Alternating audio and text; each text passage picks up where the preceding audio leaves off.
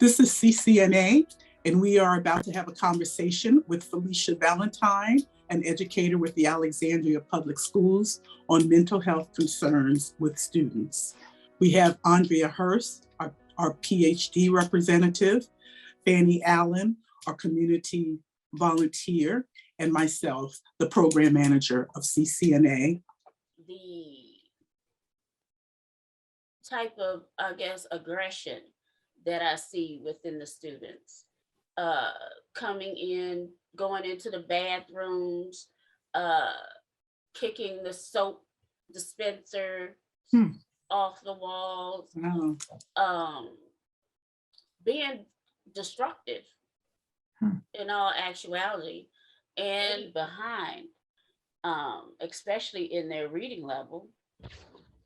But with the pandemic, it's become, even a greater gap. Culture where, we were virtual and no one was actually looking over their shoulders because some of their parents are essential employees. So many of them were not at home, or they left them with a babysitter or grandparents that may or may not have spoken English. So the mental health, which will help a lot. And I do believe you need to be mindful of the title or definition, of the title of what you refer to it as, because I do know within the Black community, mental health, seeking help in many facets is shunned upon. Wow. Can we clarify and comment, do you think the behavior that you're seeing is just specific to this age, or do you think it's in the school system as a whole?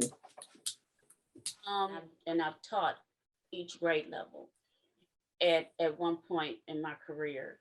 And we deal with kids anywhere between the ages of 10 and 14, maybe a little older. That's that adolescent transitional period where you're and the absence of being able to make social connections over the course of the pandemic, I would think makes it much harder to feel safe and to feel that they belong. You find that they're seeking social acceptance. They're trying to find their way, trying to figure out who they are. And in some instances, are they leaders or followers, that type of thing. So they have a lot of conflicts going on. We come from different countries, so their cultures are very different from ours. So we try to foster social acceptance and appreciation of everyone's culture, no matter what it is, to be respected within our profession. Parents, because of experiences that they've had before, come in not trusting us, as educators, professions, period. It's almost like, to anger and what they call acting out.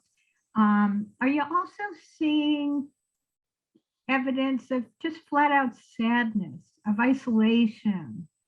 From some. And what I've noticed also is that I see a great deal of anxiety. There's so many things that are going on in the news, violence in schools, those types of things. And these students, they are, they're paying attention to it because they're hearing now. Have you had any students to come up to you to say, I need help? They will come to a teacher that they feel comfortable, or an adult that they may feel comfortable going to, and stating that they do need help. Not many, don't get me wrong, but there are some you as a teacher or the other teachers been given to when you see these situations? Have you been trained or given ideas on how to handle? What is your first step on intervention? Yes, we've had training on specifics like noticing specific things because we are recorders, where we have to report, or reporters, I'm sorry. And